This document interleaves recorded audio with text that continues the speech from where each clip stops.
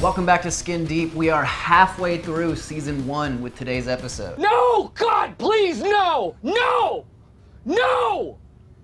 No! Today we're hanging out with John Kural. John co-owns DC Society Inc. in Tampa with Dave Bautista. The interior of this shop is so cool and so unique, you can really tell how much attention to detail went into it. The shooting of this episode also marks the birthplace of the bathroom check. I don't know if we can trademark that, but this is really the shop that cemented in my head, if you want to have a great business, you gotta have a great bathroom. So as always, this episode is split into 3 parts, which are all chapter marked below in the timeline. First, John will take us around the shop and tell us more about what all went into the design. Second, John will tell us the story of how he went from tattooing in a flea market to owning one of the best tattoo shops in Florida. Third, we take a look at some of John's work and we go deeper into topics like motivation, determination, find out more about what keeps John going. And at the very end, I'll meet you right back here for some final thoughts. So enjoy. This is Skin Deep, and this is John Kural.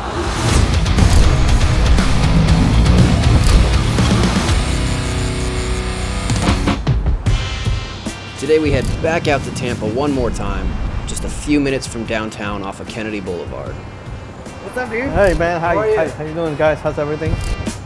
Dude, everything you guys did in here is perfect. Man, this is mostly Dave because he's perfect when it comes to putting stuff together, man. So did he have like set designer friends help out with anything in here? I mean, yeah, obviously there's the build guy, but mostly was his idea, my idea. Most of the artwork done here was by this lady named Karen. She did a great job. All these tables, everything were pretty much made here. This was custom made by Julia, one of my artists here. She gave me this for my birthday. Has like tattoo equipment, old ones. She's actually pretty good with the gold color when it comes to tattoos. She's like one of the best in creating gold in the skin, yes. So if you see a lot of pictures of Dave movies, that was kind of my idea. I told them, hey man, I need you here somehow, so you know, bring everything you have that is yours that you think is gonna be cool to kind of museum you up. It's a perfect way to do it. No, I know, and everybody thinks like, oh man, why is all these pictures? You guys really fast. Like, no, he owns this place. So how many artists do you have in here? In total right now we have 8 artists. We are having a new one coming in hopefully by the end of this month. So It'll be 9, 10 with me. So if anybody wants to looking for a job and wants to work in Tampa area, I'm looking to hire. I'm always looking to hire. These walls are crazy though, so these are all painted on. So there's those 2 AC units in this place and it was just looked crazy and I didn't want the doors to be seen so much. The funny thing is, it was a wallpaper. So this wallpaper, when they brought it to me, didn't measure all the way to this whole wall because they were missing the center part of it. From here to here is pretty much wallpaper. From here to here, it's all freehand painted. It's insane though. Like I can feel the crease right here, and I can see her matching this perfectly. And this whole wall was hand painted. It looks like a sheet metal. Everybody thinks it's a wallpaper and it's not. That's all hand painted. These tables are all made here. This is Dave's career belts. This is my main office. You guys come in here. This is crazy. Is that Mr. Captain America? I'm a big fan of Captain America. I know he's Drax in the movie, but he knows that I'm a Captain America fan. He went out his way and got me a shield. That's dope, man. So if you look at our bathrooms, it's like you don't have a good business if you don't have a good bathroom. Dude, that's so true. So basically, our things is bathrooms. We have 2 of those the same way. The bathroom itself is a piece of art. It made me want to get black toilets at my house. Yeah. So, you know. The bathroom is a game changer, because especially at a tattoo parlor, like if your bathroom looks like shit, I don't want to go there. No, exactly. Especially if like I'm getting needles put in me or something. It's like I need a good bathroom experience here. No, for real. Well, man, when I was 13, 14, I was with my dad at the moment. He had a dentist appointment, and next to the dentist was a tattoo shop called Tattoos by Lou in Miami. It's one of the first tattoo shops in Miami. So when I was peeping through the window, I wanted to come in.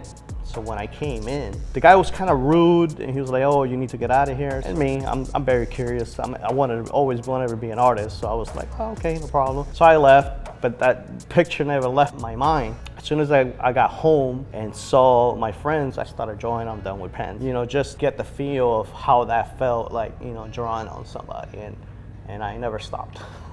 At that time, there's no YouTube, there's no internet. Most of these tattoo shops, they didn't even want you there. So it was a hard road for me when it came to learning how to tattoo. I had to really just break in somehow and find a way. When I started high school, a friend of mine happened to get like a tattoo set. With that little set, you know, we started tattooing friends here and there, and then my friend got in trouble and he disappeared. So the tattoo set was gone. So now I'm back into square root one. Where do I get another set? I started working. I ended up getting a job helping putting mobile homes together. Next thing you know, we're working at this lady's house. She was a tattoo artist. She had a whole setup at her house. At this time, I was like 15 and a half. And when I went to the house, I brought a drawing to her and I was like, hey, can you do this for me? She goes, yeah, I can do that. It's like, hey, who did this drawing for you? She goes, oh, me. It's like, oh man, you should start tattooing. I was like, no, yeah, you know, I should, man, but it's so hard to get a kid and anything like that. She goes, guess what? I have one for sale. I was like, don't tell me this. So it took me about 2 weeks to get the money together to buy her kid. And as soon as I bought her a kid, my little brother was the first victim. Hey, come here. I started tattooing him, then my friend, and my friend. The next thing you know, that friend that had that kid from the beginning of high school says, hey, I'm working at this flea market tattooing. I can get you a job. So I interviewed for the job. They gave me the job. I was so scared because I'd never been a professional. First tattoo, I totally messed it up.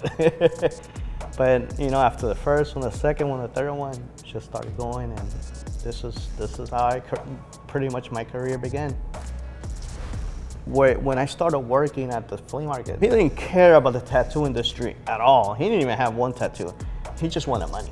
So basically, his model was go, go, go, go, go, collect the money, collect the money.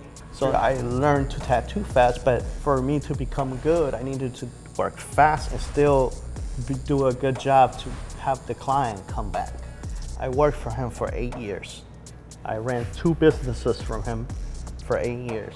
We were in Miami this whole time, and we moved to Tampa, and my brother opened up a little shop, and he was like, man, I'll give you half of the business, just let's work together. When we got to Tampa, it was so fresh with the tattoo industry. It was just easier because it came with the mentality of Miami. By the second year, I think we had like 3 or 4 shops.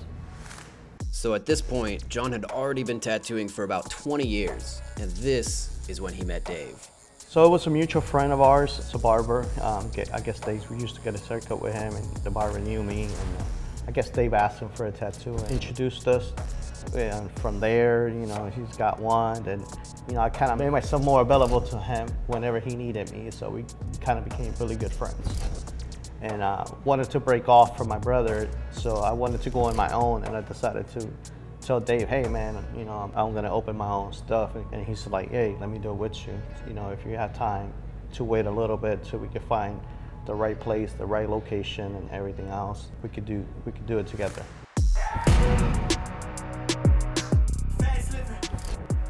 John really is a jack of all trades.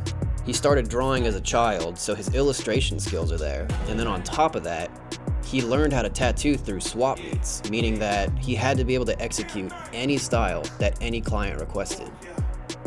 I started wanting to be an artist in general, and a paper and a pen, and that's brought me into this industry more because I figured like I could put my art on somebody, they'll pay me, and they'll go around showing my work. Yeah, I like this. It's crazy seeing how different John's life is now from 27 years ago when he had just started tattooing, but he really just found his purpose. Oh man, it's been rocky. There's sometimes that I see myself broke as hell. Like little things like that have been so crazy, and even still trying to, and move forward and going up. And I think that's what elevated me more and to keep moving forward than just keep going down. Because like, you know what? It's just a little bump. Let's just keep going. And there's gonna be a lot of things that you're gonna have to sacrifice. And maybe there's a lot of artists that could relate to this, but they've been tattooing from 11 o'clock in the morning to 4 o'clock in the morning, non-stop, sometimes the next day. And that's things that you have to sacrifice and do. You wake up with your back hurting, your arm hurting, you're thinking, and you get up and you do it again. And just keep moving. Isn't John's story awesome? You see this in every medium of art where the person just knew from the age of 10 exactly what they wanted to do, and then they just never stopped doing it.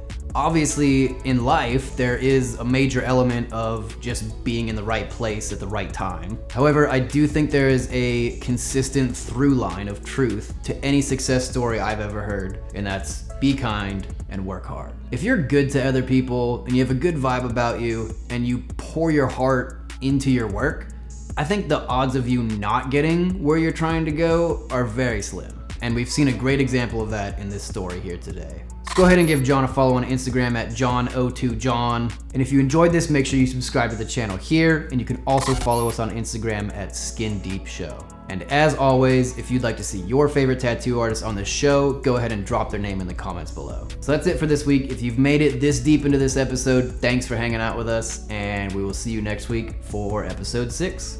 See you there.